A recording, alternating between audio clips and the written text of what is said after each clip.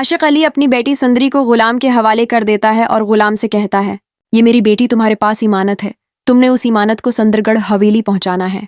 हवेली का नाम सुनते ही गुलाम चौंक जाता है। वो पूछता है, आखिर आपका इस हवेली से क्या ताल्लुक है? इसी वक्त सुंदरी का बाप कहता है, तुमने बस हवेली में जाकर ये कहना है कि आशिक अली अपनी बेटी को छोड़ने आया है। वहां एक औरत है, वो जैसे ही मेरा नाम सुनेगी दौड़ती हुई तुम्हारे पास आएगी और मेरी बेटी को अपने पास रख लेगी।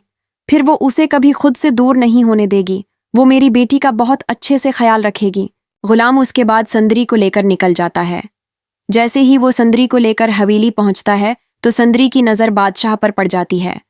बादशाह को देखते ही वो फौरन अपना मुना छिपा लेती है और घबरा कर कहती है, मुझे इस इंसान से बचाओ। गुलामो हैरान होकर पूछता है, क्यों, क्या हुआ?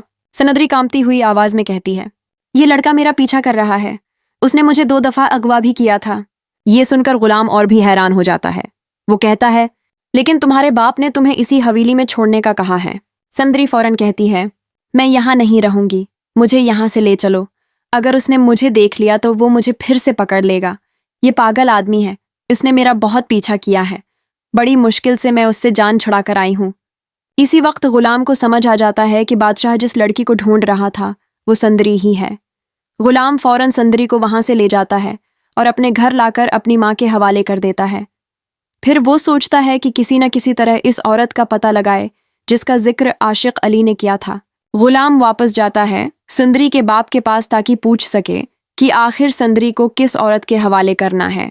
सुंदरी डर की वजह से हवेली के अंदर नहीं गई थी क्योंकि वो बादशाह से खौफजदा थी।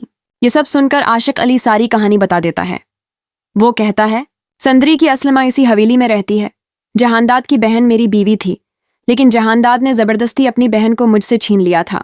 ये बात सुनते ही गुलाम की आंखें हैरत से फैल जाती हैं। वो कहता है, क्या इतना बड़ा राज? आशिक अली उसी वक्त गुलाम का हाथ पकड़ लेता है और कहता है, मेरी बेटी तुम्हारे हवाले है, उसे हर मुसीबत से बचाना। जहानदाद का बेटा बिल्कुल अपने बाप पर गया होगा, वो भी जालिम होगा।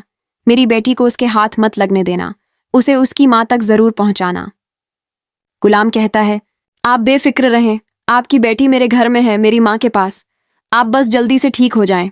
लेकिन अभी गुलाम ये बातें कर ही रहा होता है कि सुंदरी का बाप दम तोड़ देता है। गुलाम परेशान होकर वापस घर जाता है।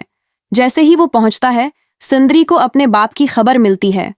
गुलाम अफसरदा होकर कहता है, मुझे माफ कर देना, मैंने पूरी कोशिश की लेकिन तुम्हारे बाप को नहीं बचा सका। सुंदरी रोते हुए जमीन पर गिर जाती है, मगर गुलाम की वालदा उसे संभाल लेती हैं। वो गुलाम से पूछती हैं,